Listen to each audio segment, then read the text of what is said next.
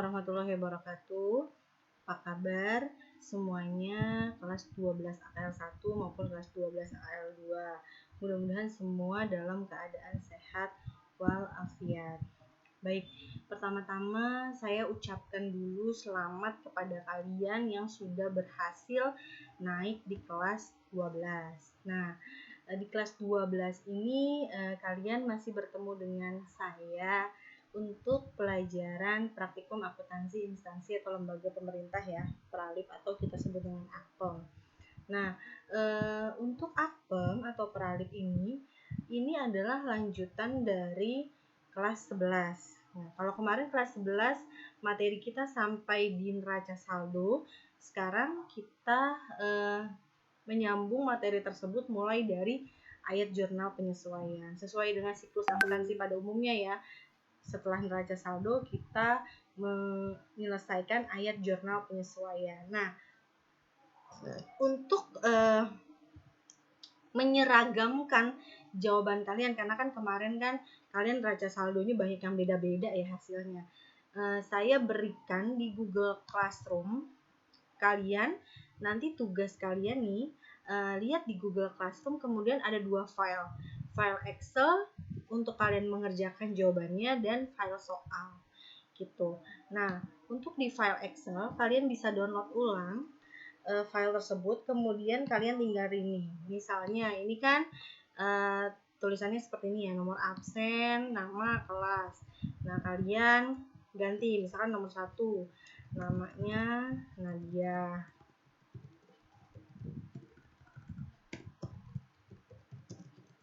Kelasnya kelas 12 AKL 1 misalnya. Nah, ini LK AJP yang pertama gitu ya. Ini tugas yang pertama. Nah, lanjut tuh, kalau kalian sudah download dua-duanya, kemudian kalian dengar penjelasan YouTube saya ya. Nah, nanti kalau di-download soalnya seperti ini. Biasanya kalau soal AJP pertamanya adalah neraca saldo, kemudian di bawahnya ada keterangan-keterangan yang harus kamu selesaikan. Nah, kebetulan untuk studi kasus yang pertama ini hanya ada 3 ya. 3 data penyesuaian gitu. Nanti untuk case-case berikutnya mungkin aja bisa beda gitu ya. Kita lanjut. Sekarang buka dulu Excel-nya.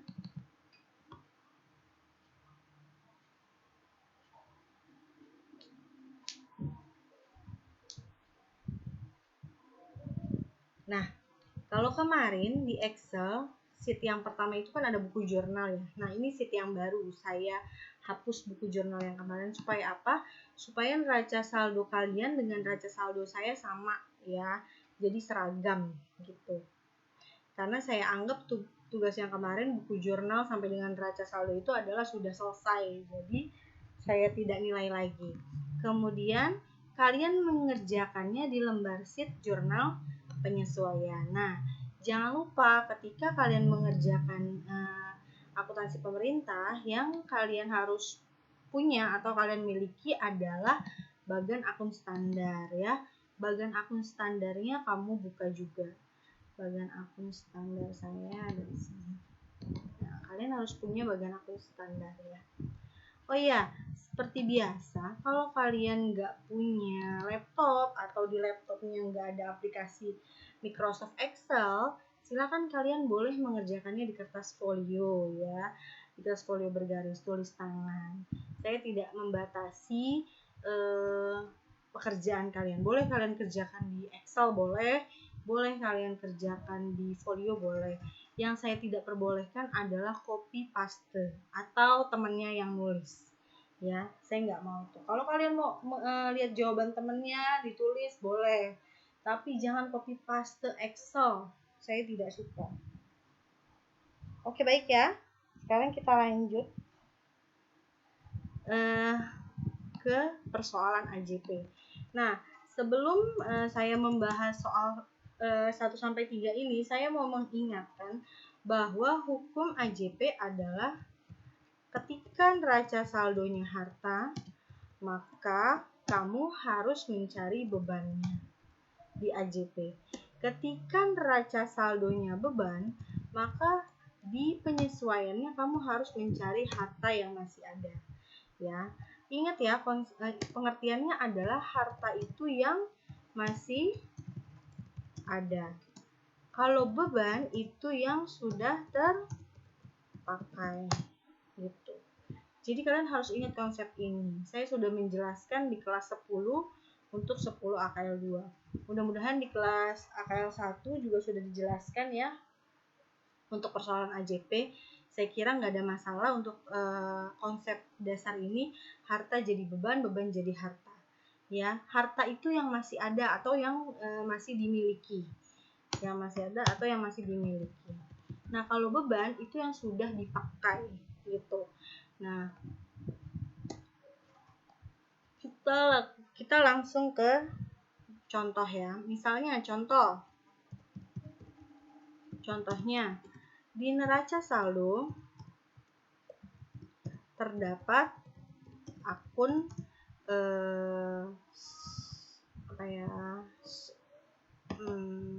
bahan habis pakai.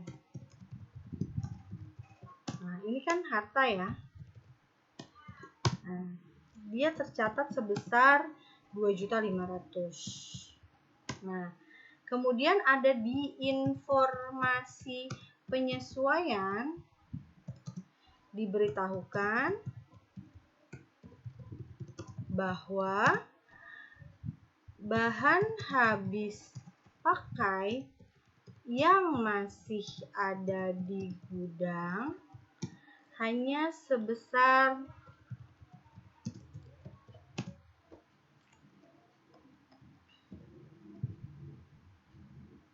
1 juta. Misalnya seperti ini contoh. Ya, dia bilang di neraca saldo sudah dicatat sebagai harta. Artinya ketika kita mau menyusun penyesuaian, yang kita catat pertama kali adalah kita harus memunculkan beban. Nah, beban ketika muncul ada di sebelah debit kan.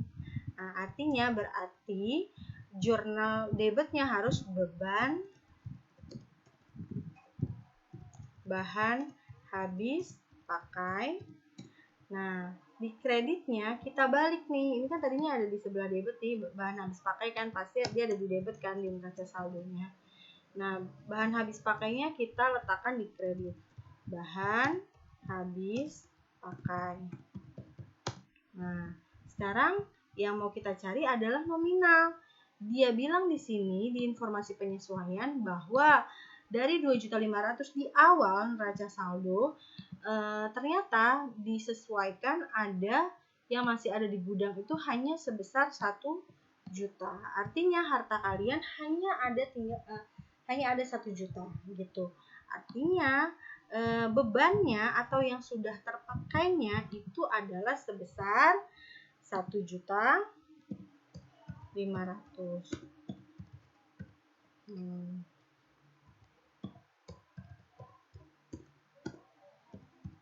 Nah, dari mana 1.500.000 dikurang 2,5 juta dikurang 1 juta, hasilnya adalah 1.500.000. Kok kenapa sih Bu harus dikurang? Iya, karena di neraca saldonya kan harta itu kan yang masih ada 2.500.000. Ternyata di akhir periode di penyesuaian diberitahu bahwa hartanya sebenarnya yang masih ada itu tinggal 1 juta. Nah, sedangkan di penyesuaian kan kita nyatet beban nih, ya kan, memunculkan beban. Beban itu artinya yang sudah terpakai kan? Makanya kita cari dia yang sudah terpakai. Berapa yang sudah terpakai? Karena awalnya dicatat sebagai harta 2,5 juta dan ternyata yang masih ada hanya 1 juta, berarti kan yang terpakai harus dikurangkan 2,5 juta dikurang 1 juta. Maka dapatlah 1.500.000. Seperti itu ya. Nah, sekarang kita mulai masuk nih ke case yang ada di akuntansi pemerintah, tugas yang pertama Dinas PPO. Yang pertama diberitahu bahwa persediaan alat tulis kantor yang tersisa sebesar 225.000. Nah, kita lihat dulu dicatat sebagai harta atau dicatat sebagai beban. Nah, kalian bingung nih, wah Bu ini nomor akunnya ada banyak, ya kan? Nah, gampang. kalian hanya cukup lihat kode akun harta itu ada di kode akun 1 dan kode akun beban itu ada di kode akun 9. Jadi kalian hanya lihat yang kode akunnya 1 dan 9. Dia ada gak di 1? Kalau nggak ada berarti kamu cari di 9. Kita cari di atas ya, alat tulis kantor ada gak? Nih 1, berarti kan 1 hanya ini kan? Ada gak persediaan alat tulis kantor? Gak ada kan? Kalau nggak ada, kita cari di kode akun 9. Nah, apakah ada beban persediaan alat tulis kantor? Nah, ini ada ya. Nih, beban persediaan alat tulis kantor ada di akun 9. Nih, saya copy dulu biar kalian gak bingung. Nah, ternyata dia diakui sebagai beban di neraca saldo ya. Di neraca saldo dia diakui sebagai beban. Artinya ketika di ayat jurnal penyesuaian kita harus mencatat dia sebagai harta kan? Nah, berarti AJP-nya nanti harus persediaan alat tulis kantor. Berarti di bagian akun standar kamu cari di kode akun 1 ya. Dan beban persediaan alat tulis kantor. Beban ada di akun 9. Gitu. Nah, kita lihat informasi di AJP-nya. Di AJP bilang persediaan alat tulis kantor yang tersisa. Nah, yang tersisa ini kan artinya yang masih ada kan? Yang masih menjadi aset kita. Berarti nominal 225 ini adalah nominal aset. Ya, kita lihat AJP-nya AJP aset atau AJP beban. Ternyata AJP-nya adalah AJP harta karena yang didebit adalah harta. Ya, makanya langsung dicatat sebesar 225. Gitu. Nah, paham ya? Mudah-mudahan paham ya. Nah, Bu, gimana kalau misalnya di sini kata-katanya saya ganti yang terpakai? Nah, kalau yang terpakai itu kan berarti dia beban. Ya dong. Nah, kita lihat AJP-nya. AJP-nya adalah AJP harta. Kalau di soalnya yang terpakai, AJP-nya AJP harta yang didebet, artinya kita harus mencari hartanya. Berarti kan harus dikurangkan. 2750 dikurang 225. Itu kalau soalnya terpakai dan di AJP-nya harta. Jangan terbalik-terbalik ya. Nah, seperti itu. Kita balik lagi ke tersisa ya. Baik, kita lanjut. Nah, itu untuk yang case yang pertama. Kita pindahkan dulu. Ini kan sudah nih. Kita pindahkan dulu ke kolom jawaban. Nah, tanggal. Tanggal itu tanggal AJP itu tanggalnya selalu tanggal akhir tahun. Tanggal 31 bulan 12 ya. Ini kasusnya tahun 2017 kalau nggak salah. Nah, kita lihat yang di AJP persediaan alat tulis kantor kode akun 1. Kita cari di sini kode akun 1 aset lancar ya. Alat tulis kantor. Nah, ini kita copy.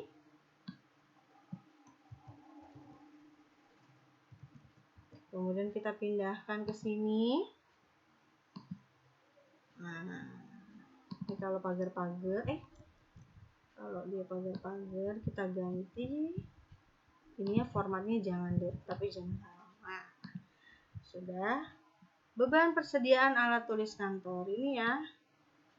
Copy dari sini bisa gak ya? Coba.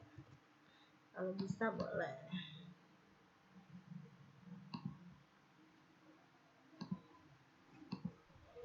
Nah, ini tinggal menjorokkan ke dalam. Nah, nominalnya berapa? 225. Ini juga 225. Nah, ini kita rubah jadi rupiah. Baik ya. Sudah untuk yang pertama case-nya. Yang kedua, sewa mesin proyek selama 1 tahun. Nah, ini kan 1 Oktober sampai 2017 sampai 1 Oktober 2018 baru dipakai 2 bulan. Baik, sekarang kita lihat ada gak sewa. Sewa mesin proyek itu bisa beban sewa. Sewa itu bisa dianggap sebagai beban sewa. Berarti ini sebagai beban ya. Kode akun 9. Dan bisa dianggap sebagai DDM. Artinya dia biasanya dicatat sebagai sewa dibayar di muka. Kode akun harta kode 1. Sekarang kita lihat sewa ada gak di kode akun 1? Biasanya dicatat sebagai sewa dibayar di muka. Nggak ada ya. Kemudian di akun 9 ada nih beban sewa. Beban sewa eskavator. Nah, nominal 3.600 ini adalah nominal untuk 1 tahun. Ternyata di informasi AJP diberitahu bahwa mesin proyeknya baru dipakai selama 2 bulan. Artinya nominal ini adalah nominal 1 tahun. Nah, sekarang karena di neraca saldonya dianggap sebagai beban, maka di AJP-nya kita harus catat dia sebagai harta. Ya, makanya jurnalnya adalah sewa dibayar di muka pada beban sewa eskavator. Nah, sekarang perhitungannya gimana? Karena di sini sewa dibayar di muka adalah harta, maka karena yang didebet harta, maka kalian harus cari yang belum terpakai sewanya. Nah, tadi kan dibilang kan sewanya itu 1 tahun. Dari 1 Oktober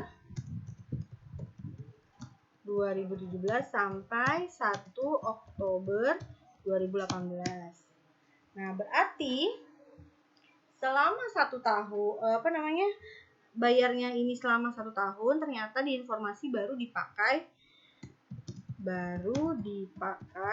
2 bulan. Nah, itu kan udah ketahuan kan? Berarti yang 2 bulan itu merupakan beban atau harta?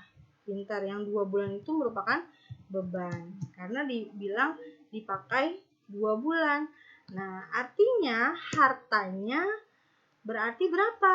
Nah, karena dalam 1 tahun ada 12 bulan, maka hartanya atau yang belum dipakai sewanya adalah 10 bulan. Gitu. Berarti kamu harus mencari nominal 10 bulannya berapa. Caranya gimana? Gampang, tinggal 10 per 12 dikali dengan 3.900. Pintar. Kita langsung cari di Excel aja ya. Sekarang kita pindahkan dulu jurnalnya. Nah, tanggal 31 bulan 12 lagi. Kita pindahkan dulu jurnalnya. Sewa dibayar di muka. Kita cari dibayar di muka ada gak? Oh, nggak ada.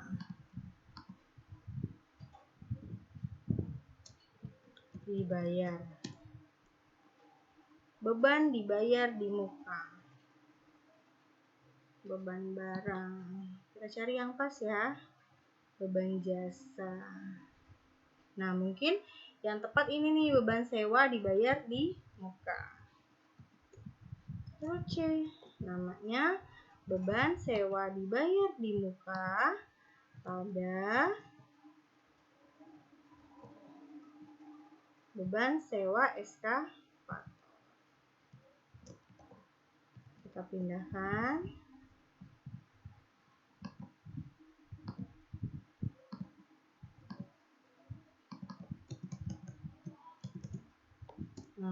Baik. Nominalnya berapa tadi saya bilang? Dari 10 per 12 dikali dengan 3.900.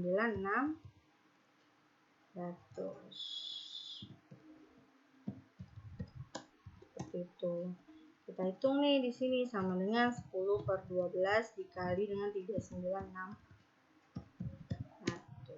Semula 33 juta. Lanjut yang terakhir, ada penyusutan. Penyusutan kendaraan dinas bermotor ditetapkan sebesar 25 juta. Nah, kalau penyusutan sudah ditetapkan, gampang jurnalnya. Ada yang tahu? Ayo, beban penyusutan pada akumulasi penyusutan. Beban penyusutan ada di kode akun 9 dan akumulasi penyusutan ada di akun 1.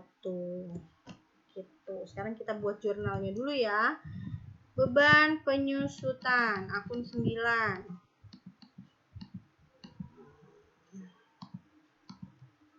Penyusutan. Nah, ini kendaraan ya. Penyusutannya penyusutan apa ya? Dinas bermotor. Nah, alat angkutan darat bermotor ya. Beban penyusutan alat angkutan darat bermotor kita pindahkan. Jangan lupa nih tanggal. Pada akumulasi kode akun 1.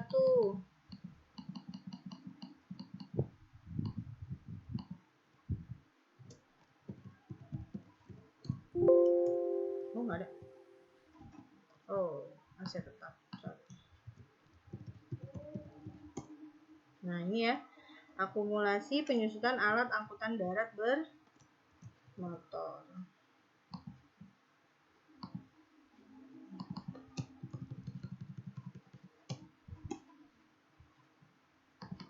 Nah, nominalnya berapa? Nggak usah dicari lagi. Nominalnya yang ada di soal karena sudah ditetapkan sama dinas bahwa penyusutannya sebesar 25 juta. Wih, banyak kan nolnya. Nah, baik. Nah, selesai untuk studi kasus dinas PPO yang pertama ya. Nah, mudah-mudahan kalian ngerti penjelasan saya dan menyimak YouTube saya sampai terakhir ini ya. Nah, kalian bisa kerjakan atau kalian bisa salin di kertas folio bergaris ya. Baik, penjelasan saya cukup sekian.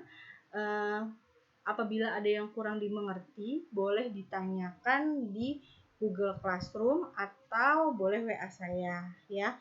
Kurang lebihnya mohon maaf. Wassalamualaikum warahmatullahi wabarakatuh.